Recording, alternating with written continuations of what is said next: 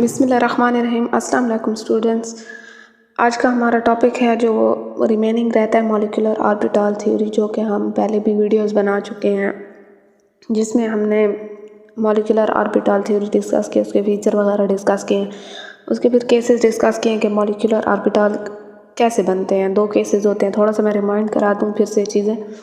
2 cases होते हैं। Case 1 होता है मॉलिक्यूलर बॉन्डिंग मॉलिक्यूलर ऑर्बिटल होता है, फिर एंटी बॉन्डिंग में आते हैं। जो बॉन्डिंग होता है उसमें जो है वो एम्पलीट्यूड ज़्यादा होता है, क्योंकि क्रस्ट के ऊपर क्रस्ट आता है और ट्रफ के ऊपर ट्रफ आता है, तो सेम एक दूसरे के ऊपर आते हैं, तो क्या होता है एम्पलीट्यूड ज़्यादा हो जाता है और वो हमेशा प्लस होते हैं आपस में। और जो हमारे पास एंटी बॉन्डिंग होता है उसमें क्रस्ट के ऊपर ट्रफ आ जाता है, मीन्स कि अपोजिट आ जाते हैं, और वो क्या आते हैं एक दूसरे के इफेक्ट को कैसे करते हैं, जो कि हमारे पास एम्पलीट्यूड में कुछ भी नहीं आता। ठीक है, ये हमारे पास 2 केसेस हो गए हैं जो कि हमने पिछली वीडियो में डिस्कस किए थे।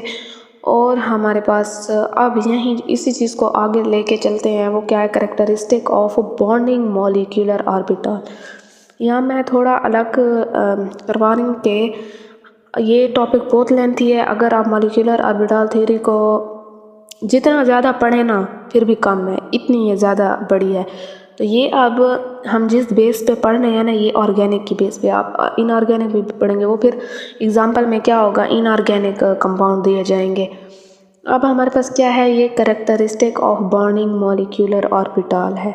ठीक है, दे आर फॉर्म्ड बाय, पहला अब इसका देखते हैं, they are formed by the additive effect of the atomic orbital. Example, crust fall over crust and trough over the trough, so that the amplitude of new wave is given by, हमारे पास क्या है, साई ए plus psi B. ठीक है, अब वो यहीं characteristic में हमेशा वही चीज़ें आती हैं। मैं आपको पहले बता दूं, जैसे हमने मॉलिक्यूलर ऑर्बिटल के फीचर पढ़े हैं ना, उसमें बहुत बेसिक और बहुत सिंपल चीज़ें हैं। वो क्या है, उसमें भी यही है कि मॉलिक्यूलर ऑर्बिटल कैसे बनते हैं, बस उनके ऑर्बिटल के नेम, एक एंटी बॉन्डिंग उसकी रिप्रेजेंटेशन के, ये बहुत बेसिक चीज़ें हैं। मुझे लगता है कि ये सबसे आसान फीचर्स हैं इसके। अब characteristic of bonding molecular orbital अगर देखते हैं ना, कि बॉन्डिंग मॉलिक्यूलर ऑर्बिटल हमारे पास कैसे होते हैं, अब ये भी उन्हीं चीज़ों को डिस्कस करेंगे जो हमने केस में डिस्कस किया। जैसे हमने कहा कि एडिटिव इफेक्ट जो है वो किस चीज़ का है, मतलब पॉजिटिव इफेक्ट, या कहते हैं कि एडिशन हुई है एक चीज़ की।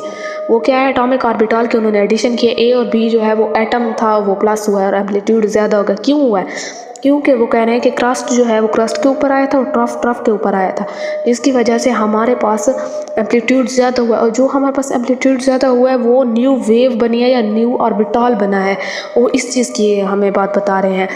बन तो हमारे पास यहाँ भी मॉलिक्यूलर ऑर्बिटल ही रहा है, ए प्लस बी जो है वो क्या करेंगे, हमारे पास न्यू मॉलिक्यूलर मिलके हमारे पास क्या बनाएंगे, न्यू मॉलिक्यूलर ऑर्बिटल ही बनाएंगे ना। तो इसी तरह हमारे पास यहाँ भी ये बात हुई है, जैसे हमने पीछे किया है। आप इसके नीचे वो पिछला डायग्राम भी बना सकते हैं अपनी आसानी के लिए, या वहीं केस 1 अगर आप लिख देना या करेक्टरिस्टिक में तो भी ठीक है, कि हमारे पास कैसे क्रस्ट के ऊपर क्रस्ट आया और पॉजिटिव हम मीन्स कि हमने प्लस किया है, पॉजिटिव में आ रहा है ये। अब जो है दी प्रोबेबिलिटी, अब दूसरा देखें, the probability of finding electron in internuclear region of bonding molecular orbital is greater than that of combining atomic orbital. अच्छा, ये एक ही चीज़ बार बार रिपीट हो रही है, बस वो ये है कि जिस जगह पे जो भी चीज़ ज़रूरत होती है उसे वहीं फिट करते थे। अब इन्होंने फाइंडिंग इलेक्ट्रॉन या प्रोबेबिलिटी जो हमने फीचर्स में पढ़ी है, ये चीज़ हम फीचर्स में भी पढ़ चुके हैं कि जो हमारे पास मॉलिक्यूलर ऑर्बिटल होता है ना, उसकी प्रोबेबिलिटी ज़्यादा होती है। फाइंडिंग ऑफ इलेक्ट्रॉन प्रोबेबिलिटी हम जिसे कहते हैं, या हमें इलेक्ट्रॉन वहाँ आसानी से मिल जाता है, हम उसकी लोकेशन वगैरह फाइंड कर सकते। कैसे, क्योंकि अगर हमारे पास जो है इसकी यहाँ सबसे ज़्यादा है कंबाइनिंग ऑफ एटॉमिक ऑर्बिटल। अब हमारे पास न्यू ऑर्बिटल जो है वो बन गया है। अब हमारे पास, अच्छा, न्यू ऑर्बिटल तो हमारे पास बन गया है ना, जो हमारे पास क्या आ रहा है, बॉन्डिंग आ रहा है जिसकी लो एनर्जी है। लेकिन अगर हम एटॉमिक ऑर्बिटल में देखते हैं ना, तो 2 एटम अलग अलग होते हैं, फिर वो कंबाइन होते हैं, फिर जाके हमें मॉलिक्यूलर ऑर्बिटल मिलता है। ठीक है, बॉन्डिंग में तो ये है ना, अब बॉन्डिंग मॉलिक्यूलर ऑर्बिटल तो बन चुका है, अब हमें आसानी होगी कि हमारा इलेक्ट्रॉन यहाँ कहाँ पे हमें मिलेगा। इसीलिए हम कहते हैं कि इसकी जो है वो ग्रेटर प्रोबेबिलिटी है इलेक्ट्रॉन फाइंड करने में। ठीक है, in the bonding molecular orbital the electron density in inter nuclear एक तो इसकी सबसे जो अच्छी बात है ना, यहाँ वो इलेक्ट्रॉन डेंसिटी सबसे ज़्यादा होती है। कहाँ ज़्यादा होती है? इंटर न्यूक्लियर रीजन में जो है वो इसकी इलेक्ट्रॉन की डेंसिटी सबसे ज़्यादा होती है। As a result the nuclear are shielded from each other, therefore the repulsion.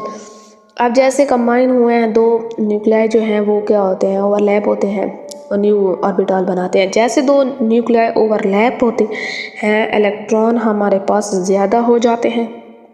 और हमें पता है कि शील्डिंग इफेक्ट की वजह से हमारे पास रिपल्जन बहुत कम होती है। रिपल्जन हमारे पास कम होती है तो स्टेबल भी ज़्यादा होगा। शील्डिंग इफेक्ट क्या होता है कि जो अंदर के इलेक्ट्रॉन हैं वो न्यूक्लियस को आउटर इलेक्ट्रॉन से शील्ड करें, या हम ये कहते हैं कि जो हमारे पास न्यूक्लियस होता है उसका और आउटर मोस्ट इलेक्ट्रॉन का जो राब्ता है ना वो कम हो जाता है। मीन्स कि वो उस पर ध्यान नहीं दे सकते इतना, क्योंकि उसके रास्ते में हमारे पास बहुत से और इलेक्ट्रॉन भी आ जाते हैं, जिसकी वजह से वो शील्डिंग का काम करते हैं। कवरिंग, शील्ड क्या होता है? शील्डिंग ये होता है ना, कवरिंग करना।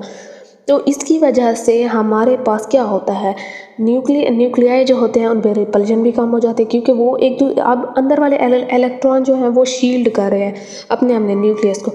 अब ओवरलैप तो हो गए हैं, जैसे वो अंदर वाले इलेक्ट्रॉन शील्ड कर रहे हैं, एक अपने न्यूक्लियाई को कर रहा है, दूसरा अपने न्यूक्लियाई को कर रहा है। तो अब जो दोनों न्यूक्लियस हैं उनकी आपस में रिपल्जन क्या होगी? बहुत कम होगी। जैसे उनकी रिपल्जन कम होगी तो वो स्टेबल होंगे। ये चीज़ आपको पता है कि सेम चीज़ें जो है ना वो क्या करती हैं? रिपल्जन कॉज करती हैं। जैसे आप पॉजिटिव साथ मिला लो तो वो रिपेल करेंगे एक दूसरे को, पॉजिटिव नेगेटिव मिलाओ तो वो अट्रैक्ट करेंगे। इसी तरह दो न्यूक्लियाई मिलाओ तो वो क्या करेंगे? एक दूसरे को रिपेल करेंगे। वो जितना एक दूसरे से दूर रहेंगे उतना उनमें रिपल्जन कम होगी, वो स्टेबल होंगे। इसीलिए बॉन्डिंग मॉलिक्यूलर ऑर्बिटल क्या होते हैं? स्टेबल होते हैं और उनकी एनर्जी भी लो होती है, क्योंकि उनके जो न्यूक्लियस होते हैं वो क्या होते हैं? वो शील्ड होते हैं एक दूसरे से। इलेक्ट्रॉन को क्या करते हैं? शील्ड करते हैं। शील्डिंग इफेक्ट आप लोगों ने पढ़ा होगा पहले भी। अच्छा अब तीसरा हम देखते हैं, the electron present in bonding molecular orbital result in the attraction between the two atom. अब जो इलेक्ट्रॉन होते हैं ना बॉन्डिंग मॉलिक्यूलर ऑर्बिटल में, वो किस चीज़ के लिए, मतलब वो कैसे आते हैं? वो ऐसे आते हैं कि result in the attraction between the two atom. अब हमारे पास जितने भी इलेक्ट्रॉन हैं वो दो एटम के इकट्ठे हमारे पास होंगे, वो in the result of attraction between two atoms, क्योंकि दो एटम मिलकर हमारे पास क्या बना रहे हैं? Bonding molecular orbital, bonding molecular orbital. ठीक है, अब हमारे पास अगला पॉइंट देखते हैं ना, वो ये है कि as the result of attraction the bonding molecular orbital has lower energy and hence greater stability than that of combining atomic orbitals. They are represented by sigma, pi और rho। अच्छा, इसमें फिर से वही बात है जो मैंने आपको पीछे बताया। अगर ये आप छोटे छोटे पॉइंट्स में भी लिख सकते हैं कि हाँ, अगर जो हमारे पास पीछे शील्डिंग इफेक्ट की वजह से वो एक दूसरे से एक दूसरे को मतलब उनमें रिपेल होते हैं, लेकिन उनमें इतनी रिपल्शन नहीं होती जितना उनके एक दूसरे के साथ रह के होगी। अगर वो एक दूसरे के जितना करीब होंगे उनमें रिपल्शन उतनी ज़्यादा होगी, वो अनस्टेबल, लेकिन वो शील्ड हो जाते हैं, इसी वजह से उनमें रिपल्शन कम होती है और वो स्टेबल होते हैं। तो वही बात यहाँ लिखी हुई है कि अट्रैक्शन की वजह से जो हमारे पास बॉन्डिंग मॉलिक्यूलर ऑर्बिटल है ना, ये यहाँ as the result of attraction जो है, ये इलेक्ट्रॉन की बात की गई है जो हमने पिछले पॉइंट में पढ़ा कि जो हमारे पास इलेक्ट्रॉन होते हैं वो किस चीज़ के रिज़ल्ट में आते हैं हमारे पास? वो हमारे पास दो एटम की अट्रैक्शन के रिज़ल्ट में आते हैं। तो इसी अट्रैक्शन की वजह से हमारे पास जो बॉन्डिंग मॉलिक्यूलर ऑर्बिटल होता है ना, एक तो उसकी एनर्जी लो होती है। ये मैं पीछे बार ये बात मैंने रिपीट किया कि उनकी लो एनर्जी होती है, उनकी लो एनर्जी होती है। लो एनर्जी वाले हमेशा पहले फील होते हैं, ये बात भी आप लोगों ने याद रखनी है। ठीक है, हैंस ग्रेटर स्टेबिलिटी, जितनी लो एनर्जी होगी ना, जितना आपका ठंडा दिमाग होगा, आप लोग उतना कम गुस्सा करेंगे। यही बात है ना, जितनी हाई एनर्जी होगी, जितना गुस्सा ज़्यादा आएगा उतनी ज़्यादा बात बढ़ेगी। तो इसी तरह इसकी भी लो एनर्जी होती है और ग्रेटर स्टेबिलिटी होती है किस चीज़ से? एटॉमिक ऑर्बिटल से। अब हमारे पास रिप्रेजेंटेशन है ना, वो हमारे पास यहाँ सिर्फ सिंपल सिग्मा है, पाई है और रो है। यहाँ इस पर स्टार नहीं है। स्टार हमेशा वहाँ आएंगे जहाँ हायर एनर्जी को हम ऑर्बिटल को देखेंगे, जैसे एंटी बॉन्डिंग हो गया। ठीक है, अब हमारे पास अब इसके नीचे एक है छोटा सा टॉपिक है या छोटी सी एक हेडिंग है, स्टेबलाइजेशन एनर्जी। ये देखिए ये क्या होती है, the lowering of energy of the bonding molecular orbital than the combining atomic orbital is called stabilisation energy. Increase in energy of antibonding molecular is called destabilisation energy. अच्छा, जो lower होते हैं ना एटॉमिक ऑर्बिटल से, अब जो bonding molecular orbital है ना उसकी एनर्जी लो है, ठीक है, इससे हम क्या कहते हैं, स्टेबलाइजेशन एनर्जी कहते हैं। और जो इंक्रीज इन एनर्जी है ना वो फिर किसकी होती है, वो एंटी बॉन्डिंग की होती है एटॉमिक ऑर्बिटल से, वो क्या होगी, डिस्टेबलाइजेशन होगी हमारे पास। अच्छा, एक चीज़ ये है कि हम कहते हैं कि इसकी एनर्जी लो क्यों होती है। एटम को अगर हम देखते हैं ना, मे भी हम जिस एटम को कंबाइन कर रहे हैं उसका इतना शील्डिंग इफेक्ट ना हो, एज अ सिंगल एटम उसका इतना शील्डिंग इफेक्ट ना हो, और जब वो कंबाइन होता है और मॉलिक्यूलर ऑर्बिटल बनाता है तो दो न्यूक्लियाई आ गए हैं, इलेक्ट्रॉन भी ज़्यादा हो गया तो शील्डिंग इफेक्ट भी ज़्यादा हो जाएगा, तो वो ज़्यादा स्टेबल हो जाता है, ठीक है, बजाय किसके, एटॉमिक ऑर्बिटल के। तो जितनी इसकी लोअर एनर्जी होगी वो बॉन्डिंग मॉलिक्यूलर ऑर्बिटल की किस चीज़ से, कंबाइनिंग एटॉमिक ऑर्बिटल से, उसे कहते हैं स्टेबलाइजेशन एनर्जी। और जो इंक्रीज इन एनर्जी होगी ना than the combining of atomic orbital वो होगी डिस्टेबलाइजेशन एनर्जी।